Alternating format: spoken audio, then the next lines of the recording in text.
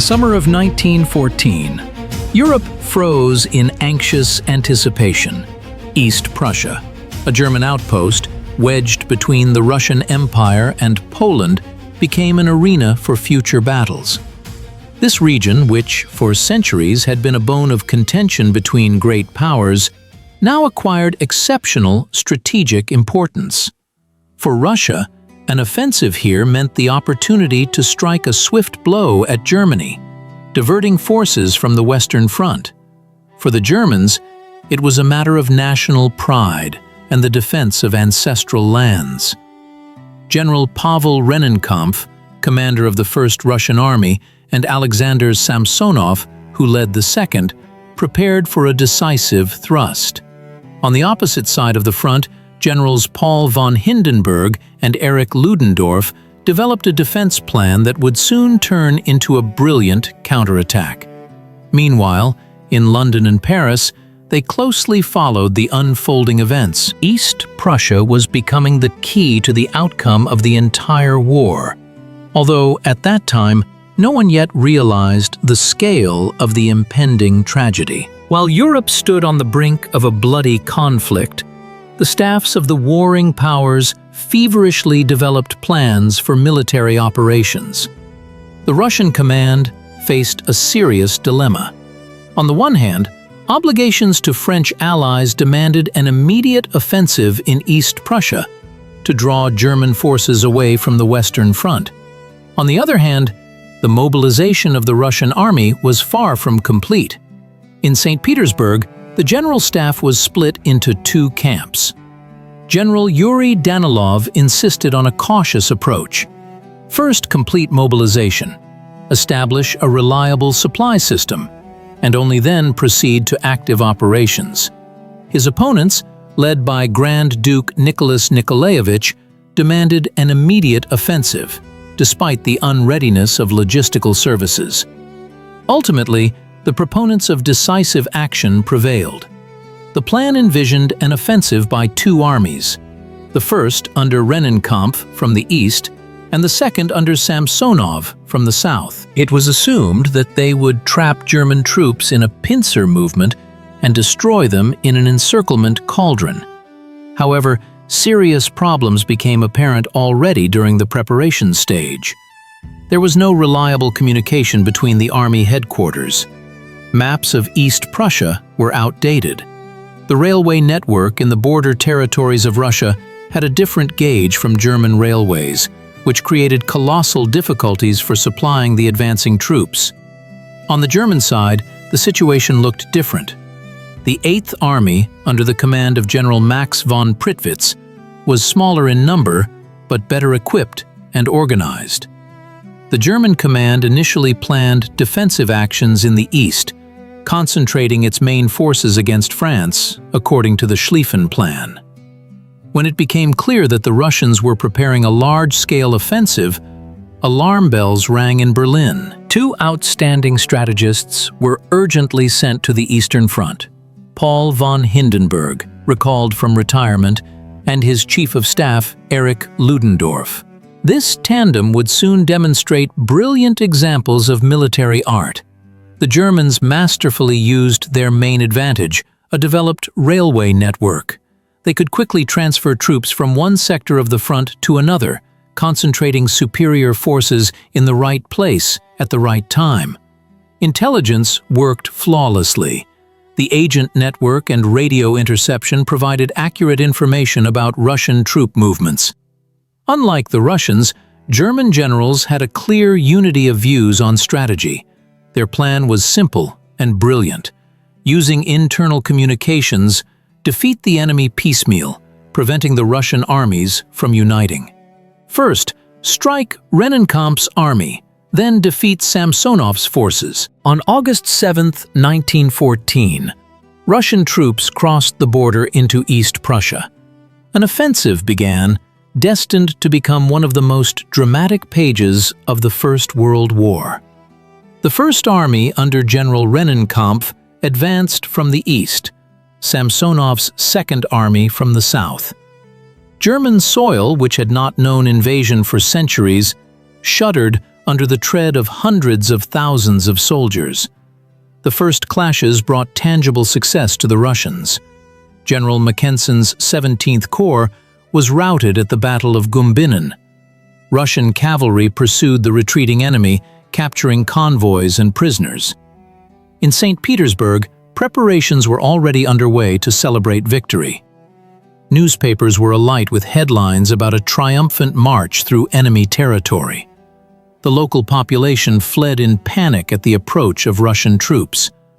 Tens of thousands of refugees jammed the roads leading deeper into Germany. They carried away family heirlooms, abandoning all other possessions. The fear of the Cossacks, exaggerated to incredible proportions by German propaganda, drove people away from their homes. However, the initial successes were followed by fatal errors. Rennenkampf, instead of a swift dash forward, halted the offensive. He feared stretching his communications and losing contact with the rear. Precious time was lost. The German command gained the opportunity to regroup its forces and prepare a counterattack. Samsonov, meanwhile, led his army along the sandy roads of the Masurian swamps. The soldiers were exhausted from heat and thirst. Artillery bogged down in the sand, supply trains lagged behind, provisions were disrupted. Reconnaissance was utterly poor. The command had practically no information about the enemy. The Germans, meanwhile, prepared a trap.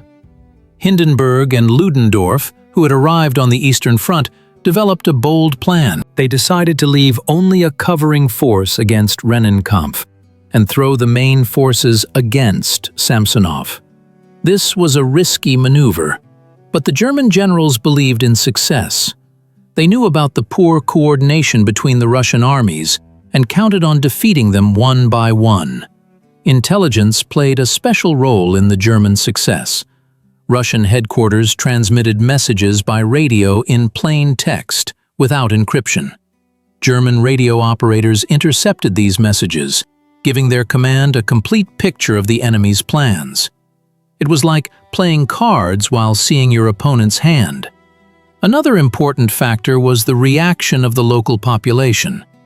Residents of East Prussia who remained in the Russian-occupied territories sabotaged the actions of the occupation authorities. They damaged telegraph lines, gave false information about roads, and transmitted information to German troops. Every peasant became a scout, every forester a guide for German sabotage groups. German engineering units hastily erected defensive lines, utilizing the terrain. Lakes, rivers, and swamps became natural obstacles. Roads were mined, bridges prepared for demolition. The fortification system was created with German meticulousness and pedantry. Under these circumstances, the Russian command made a fatal mistake, dividing the forces of the Second Army into separate corps, operating without mutual support. They advanced in a fan formation, moving further and further apart. Gaps formed between the corps, which the Germans were quick to exploit. Subsequent events unfolded rapidly. German troops, using railways for rapid troop transfers, struck at the isolated Russian corps. The encirclement of Samsonov's army began. The battle, which would soon be known as Tannenberg, was taking an increasingly threatening turn for the Russians. On August 26, 1914, the Russian army faced one of the most terrible catastrophes in its history. The Battle of Tannenberg, conceived as a decisive breakthrough, turned into a nightmare of encirclement and annihilation. How did this tragedy, which changed the course of the entire war, come about?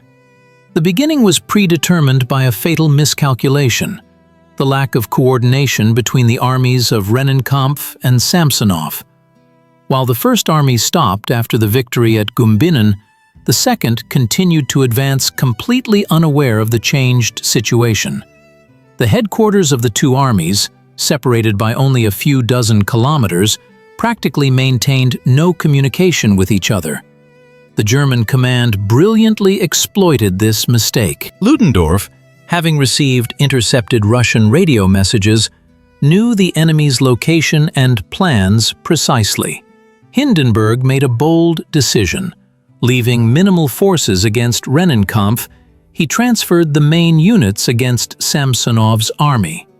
Russian troops, stretched across a wide front, moved through unfamiliar terrain. Soldiers were exhausted from the heat and lack of water. Supplies lagged behind. An atmosphere of uncertainty reigned at Samsonov's headquarters. There was no reliable information about the enemy. On August 27th, the Germans launched powerful strikes on the flanks of the Second Army. The corps of Generals Mackensen and Francois broke through the Russian positions.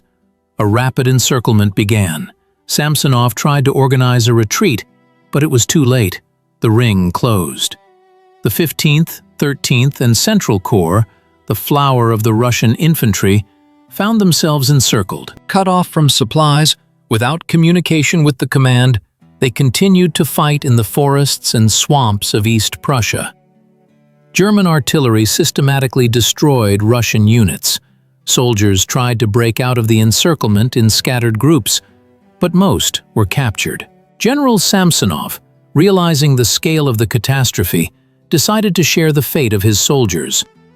On the night of August 30th, having lost contact with the corps and being unable to influence the course of the battle, he shot himself in the forest near the village of Karolinenhof. His body was found by a German patrol and buried with military honors in the local cemetery. Russian losses were catastrophic. About 90,000 killed and captured, hundreds of cannons, convoys with ammunition and provisions. The Second Army practically ceased to exist as a combat unit. Why did this catastrophe happen? There were several reasons. First of all, strategic miscalculations by the High Command. The offensive began before the completion of mobilization, with an unprepared rear.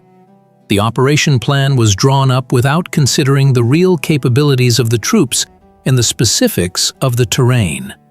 The second reason was communication problems. The Army headquarters did not have reliable communication with each other. Radio communications were conducted in clear text and were easily intercepted by the enemy. Couriers with dispatches often fell into the hands of German patrols. The German war machine, in the East Prussian campaign, demonstrated to the world a new era of military art. What, then, were the innovative approaches that allowed the Kaiser's army to achieve such impressive victories over a numerically superior adversary? First and foremost, the Germans masterfully utilized their railway network. East Prussia was covered by a web of steel arteries, allowing troops to be transferred from one sector of the front to another in a matter of hours. When Hindenburg and Ludendorff devised the plan to defeat Samsonov's army, they relied precisely on this capability. While Russian soldiers endured multi-day exhausting marches along sandy roads, German units moved by train, arriving on the battlefield rested and ready for battle. A signalman at a small station near Allenstein recalled after the war, "Over 3 days, 186 military echelons passed through our station. We worked without sleep or rest, understanding that the fate of the fatherland depended on our precision." The second key factor was superiority in artillery. German guns, especially heavy howitzers, had greater range and accuracy. They methodically destroyed Russian positions, preventing the enemy from organizing an effective defense. Artillery preparation before an infantry attack became standard tactics, allowing for the minimization of their own losses. The German command paid particular attention to communications. Each regiment had a signal company equipped with the latest equipment. Telephone lines were laid immediately behind advancing units, ensuring continuous command and control of troops.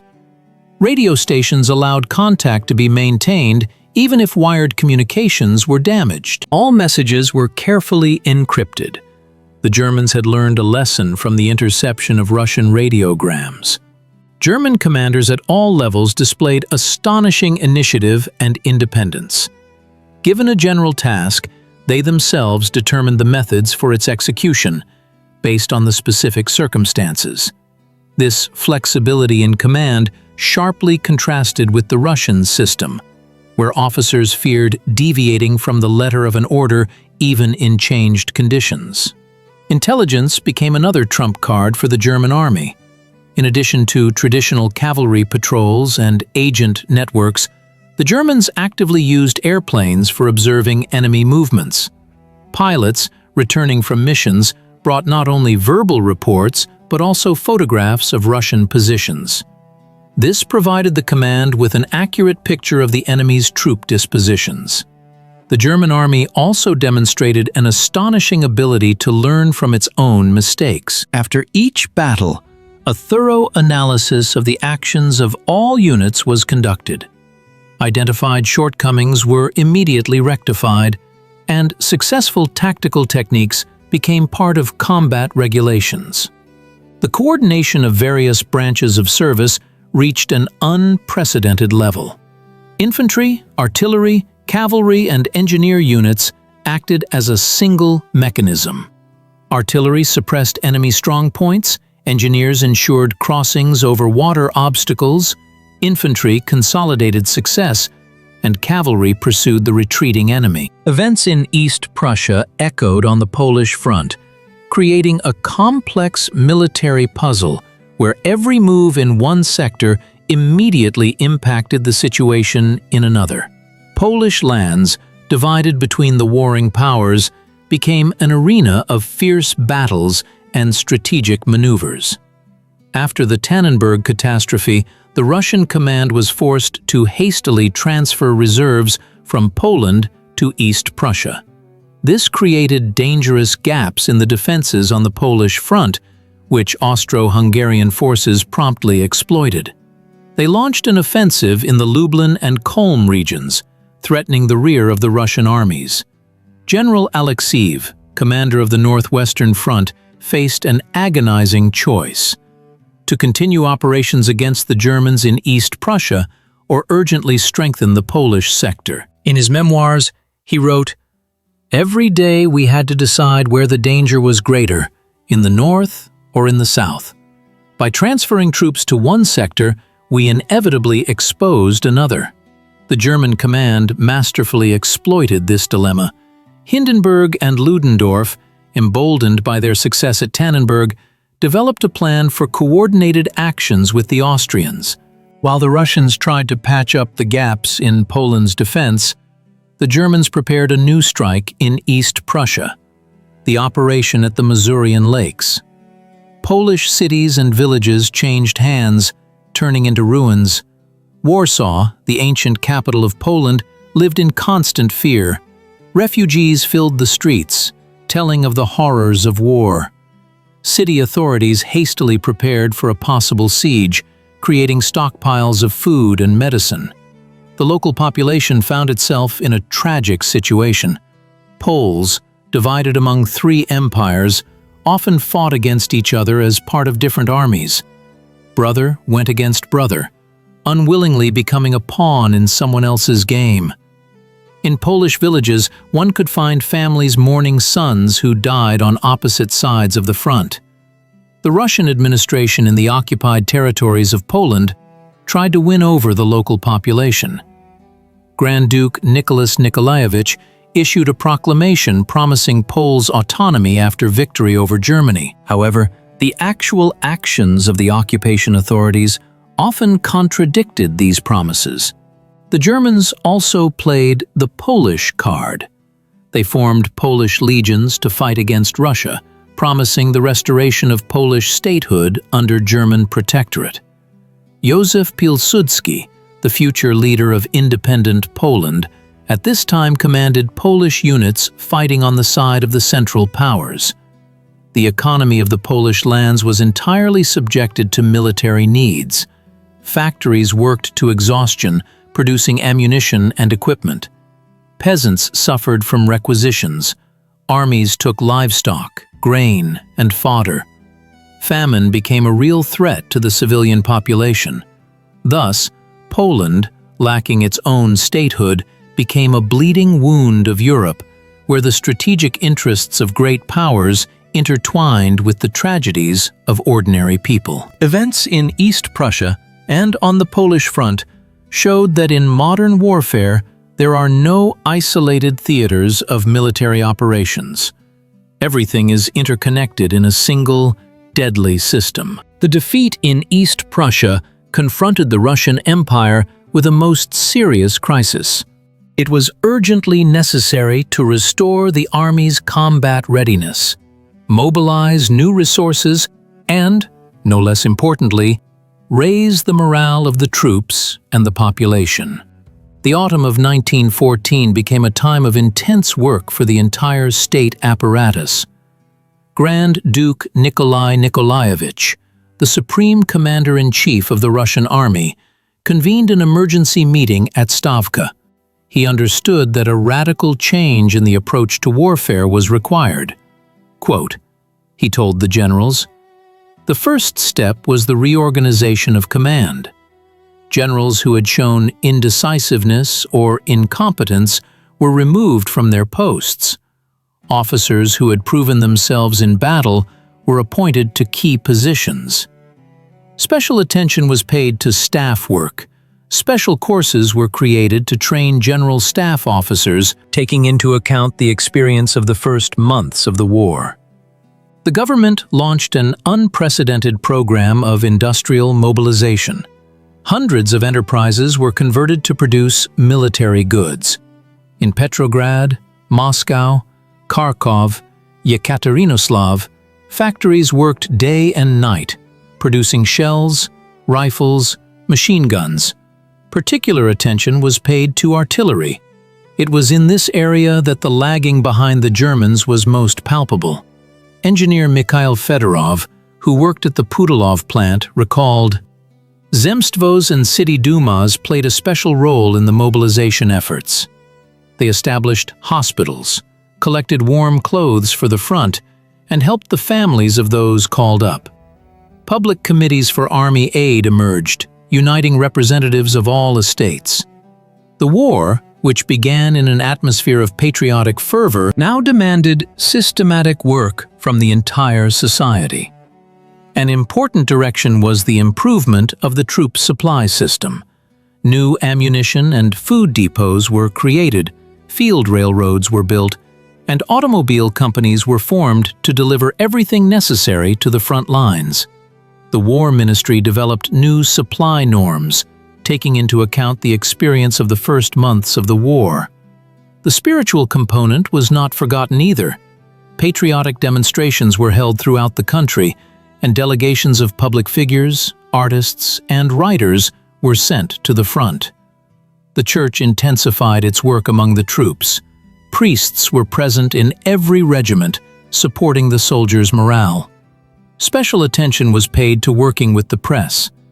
In newspapers published heroic stories about the exploits of Russian soldiers, fostering public confidence in ultimate victory. At the same time, censorship softened reports of defeats, presenting them as strategic retreats or front-line alignment. All these measures gradually bore fruit.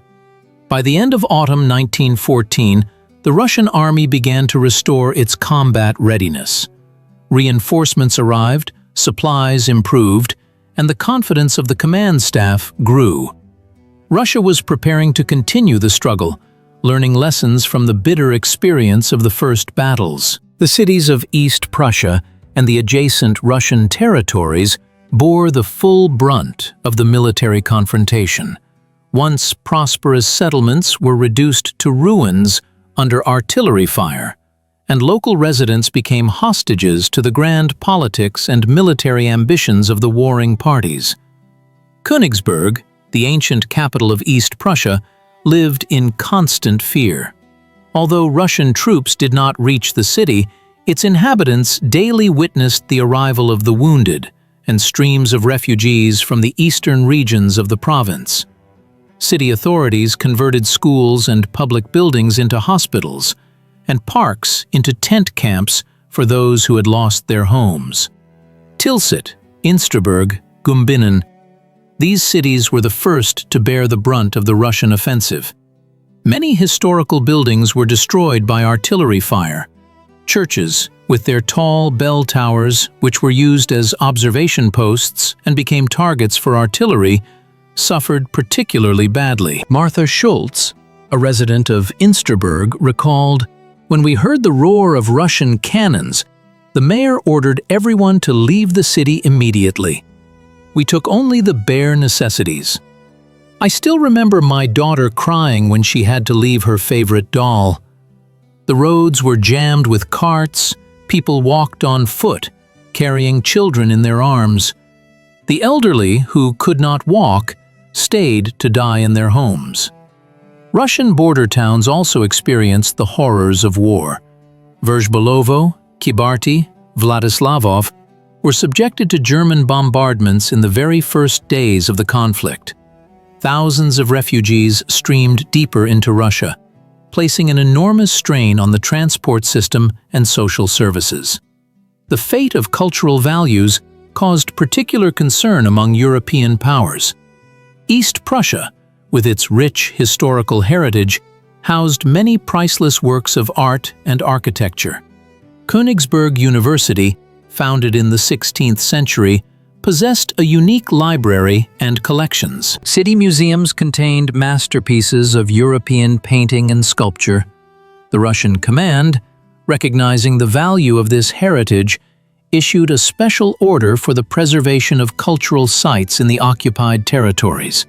Special officers were appointed responsible for the safety of museums, libraries, and churches.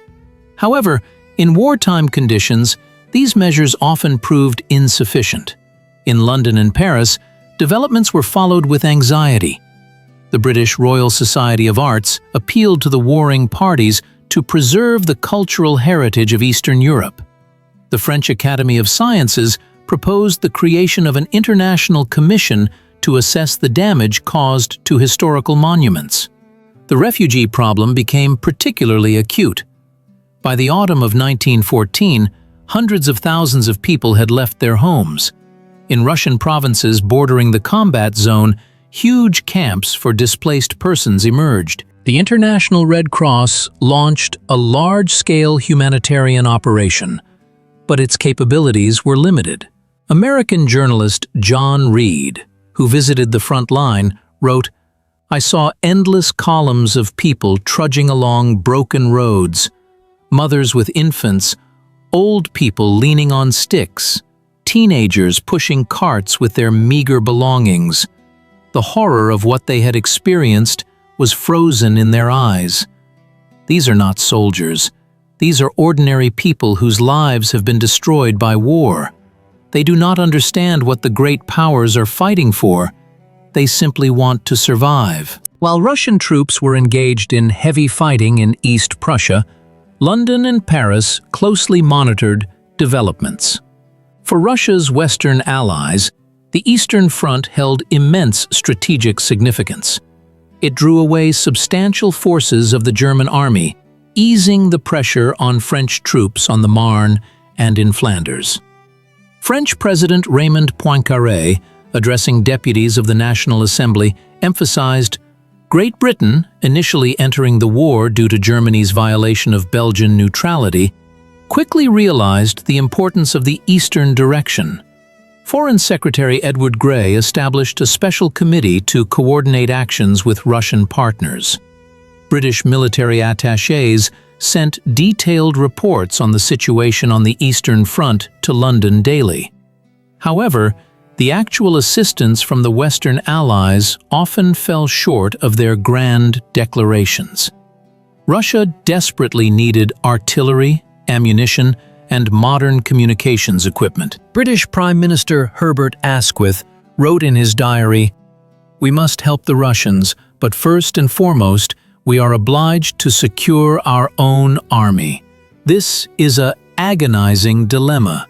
In October 1914, an Anglo-French military mission arrived in Petrograd.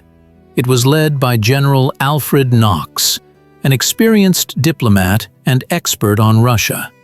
After meetings with representatives of the Russian command, he telegraphed London, "The Russian army possesses enormous potential, but is critically lagging in technical equipment.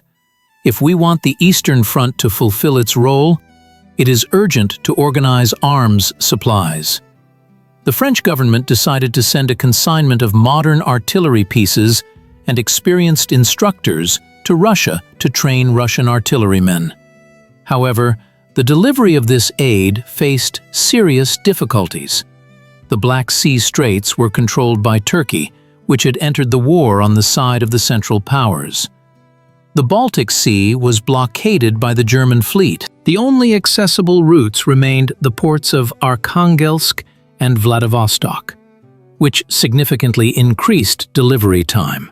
British diplomacy actively worked on creating a unified Allied strategy. In November 1914, a conference of Entente representatives was held in London, where plans for coordinating actions on all fronts were discussed. The Russian delegation was headed by Grand Duke Michael Alexandrovich.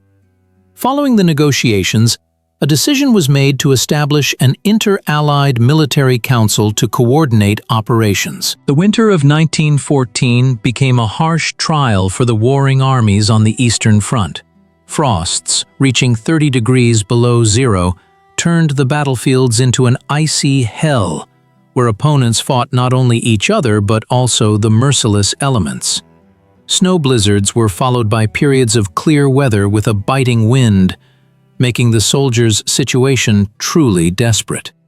Russian infantryman Alexei Voronov wrote in his diary, "The rifle freezes to my hands, cartridges have to be warmed with breath. At night in the trenches we huddle together so as not to freeze. Many fall asleep forever. They are found stiff in the morning. Only the Russian frost is more terrible than German bullets." German soldiers, unaccustomed to such severe conditions, suffered even more. Their summer uniforms were not designed for the Russian winter. Collections of warm clothes were urgently organized throughout Germany. Women knitted woolen socks, scarves, and gloves for the frontline soldiers. However, these measures were insufficient. Frostbite became a widespread phenomenon in the German army. The command of both sides was forced to reconsider combat tactics. Large-scale offensive operations became impossible. Deep snow hampered troop movement, and frosts disabled equipment. Artillery lost effectiveness. Guns often failed due to freezing mechanisms, and shells sank deep into the snow, reducing the destructive effect of fragments. Supplying troops presented a particular problem. Snow-covered roads became impassable for horse-drawn transport. Convoys with food and ammunition sometimes could not reach advanced units for weeks. Soldiers had to conserve every bullet, every crust of bread. German officer Erich von Manstein, a future field marshal, recalled, "We learned to value Russian felt boots more than the most modern weapons." A soldier who captured such a trophy was considered lucky. For a pair of felt boots, gold watches, or a whole crate of cigarettes were offered. Medical support in winter conditions also faced enormous difficulties. Wounded left in the cold died within an hour. Evacuation from the battlefield turned into a real feat for medics. Field hospitals, housed in hastily adapted peasant huts, could not cope with the influx of frostbitten and sick. Epidemics became no less formidable an enemy than the adversary. Typhus, dysentery, and pneumonia mowed down soldiers of both armies. In overcrowded dugouts and bunkers, diseases spread with lightning speed. Doctors worked to their limits, but there was a catastrophic shortage of medicines.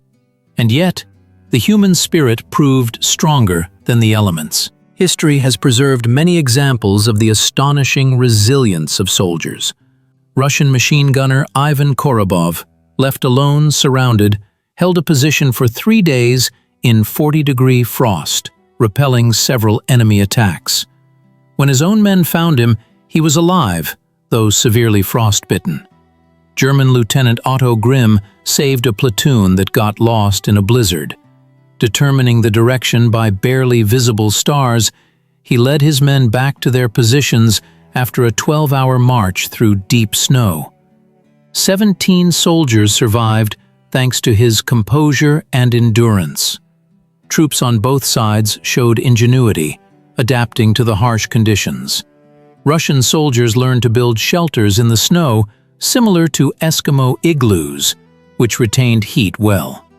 Germans created improvised stoves from empty shell casings, which allowed them to warm the bunkers a little. The East Prussian campaign was a harsh lesson for all participants in the conflict. Analyzing the events of those days, military theorists identified key factors that determined the outcome of the battles. First and foremost, the critical importance of coordination between armies and fronts became apparent. The disunity of actions of the First and Second Russian armies allowed the Germans to implement the classic principle: divide and conquer. Hindenburg and Ludendorff brilliantly used internal communications to concentrate superior forces in decisive directions, defeating the enemy piecemeal. The Russian command learned a bitter lesson from this. In subsequent operations, special attention was paid to synchronizing the actions of various formations and creating a unified command system. The German army demonstrated superiority in tactical flexibility. Its officers showed initiative, quickly adapting to changing circumstances. The Russian military school, on the contrary, suffered from excessive centralization and regulation. After the East Prussian battles, more attention began to be paid to developing independence and tactical thinking in officer training. Colonel Svechin, a professor at the Academy of the General Staff, wrote in his analytical note, "We must train commanders capable of making decisions in conditions of uncertainty, not mindless executors of orders." The issue of intelligence and information protection acquired special significance. The interception of Russian radio messages became one of the key factors in German victories. After this, the system of message encryption in the Russian army was completely revised, and special radio intelligence units were created. Communications officers underwent additional training in information security issues. The technological superiority of the Germans, especially in artillery and communications, forced the Russian government to revise rearmament programs. The production of modern cannons was accelerated, and the production of field telephones and radio stations was established. Special attention was paid to the training of technical specialists, artillerymen, signalmen, sappers. The lessons of the winter campaign led to a revolution in logistics. Both sides developed new types of winter uniforms, heating systems for positions, and methods for evacuating the wounded in low temperatures. Military medics created special protocols for treating frostbite and colds. The evolution of military thought also affected the strategic level. It became obvious that modern warfare requires the mobilization of all state resources: industrial, human, financial. In Russia, a special defense council was created, coordinating the work of various departments. In Germany, similar functions were performed by the War Cabinet under Ludendorff. The psychological aspects of war also received new understanding. The command of both sides realized the importance of maintaining troop morale. Special propaganda units were created, frontline newspapers were published, and concerts were organized for soldiers. Special attention was paid to working with the population of frontline territories. The East Prussian campaign led to a revision of doctrines for the use of cavalry. It became clear that in conditions of trench warfare and massive use of artillery, traditional cavalry attacks were ineffective. Cavalry was increasingly used for reconnaissance, raids on enemy rear areas, and pursuing retreating units. The experience of urban combat led to the creation of special assault groups equipped with hand grenades and flamethrowers. new tactical methods were developed for street fighting, where traditional infantry formations proved ineffective. The lessons of the East Prussian campaign were studied by military academies around the world. Many principles developed during those battles remain relevant to this day. Command flexibility, interbranch cooperation, information protection, logistics. These issues remain key for any army. The East Prussian campaign left an indelible mark on the history of World War I, heralding a new era of military art. Its consequences extended far beyond the immediate theater of operations, influencing the destinies of entire peoples and states.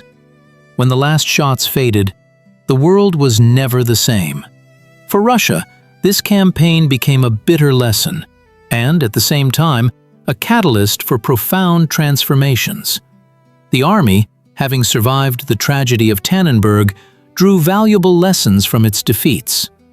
A large-scale reorganization of command structures was carried out, the officer training system was improved, and the production of modern weapons was established. General Alexeyev, who later became Chief of Staff of the Supreme Commander-in-Chief, wrote in his memoirs, "East Prussia became a harsh school for us, where every lesson was paid for with blood.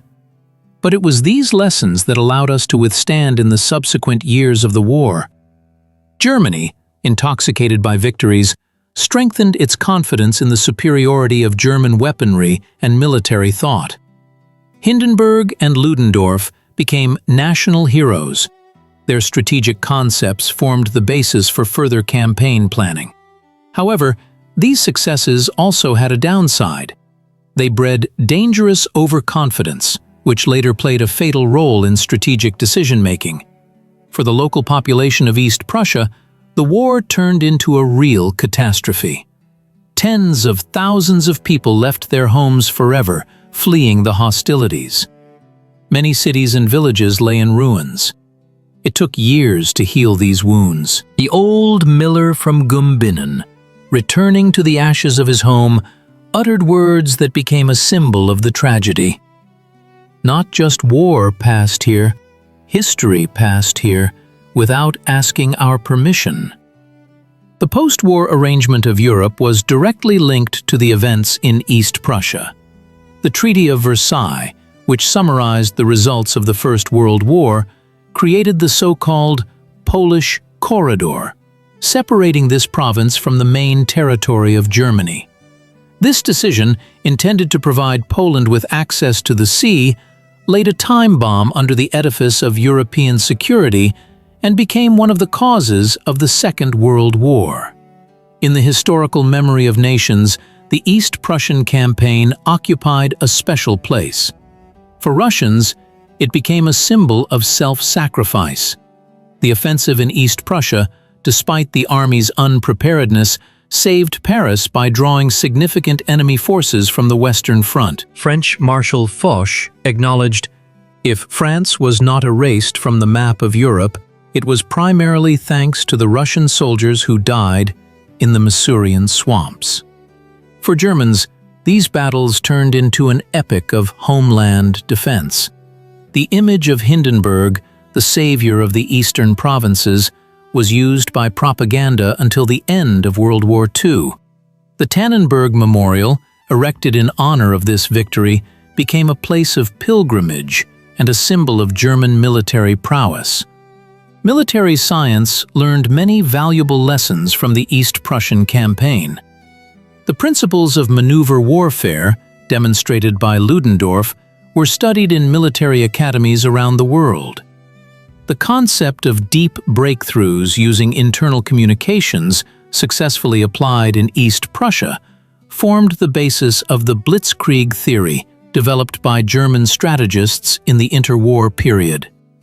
The East Prussian campaign showed the increasing role of technology in modern warfare. The use of radio communication, motor transport, and aviation for reconnaissance changed the very nature of hostilities.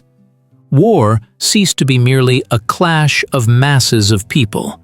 It turned into a complex confrontation of technologies, industrial potentials, and scientific schools.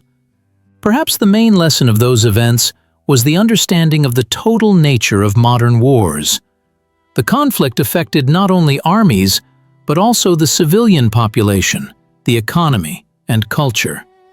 The East Prussian campaign showed that in the 20th century, the front line runs through the heart of every person, through every home, through every family. Today, more than 100 years after those events, we continue to comprehend their significance. Historians find new documents, military analysts reinterpret command decisions in new ways, and the descendants of those who fought in those battles carefully preserve family heirlooms and memories. East Prussia has long disappeared from the political map of the world, but the memory of the events that unfolded in its fields and forests continues to live on. It reminds us of the fragility of peace, the price of political ambitions, and the enduring value of human life.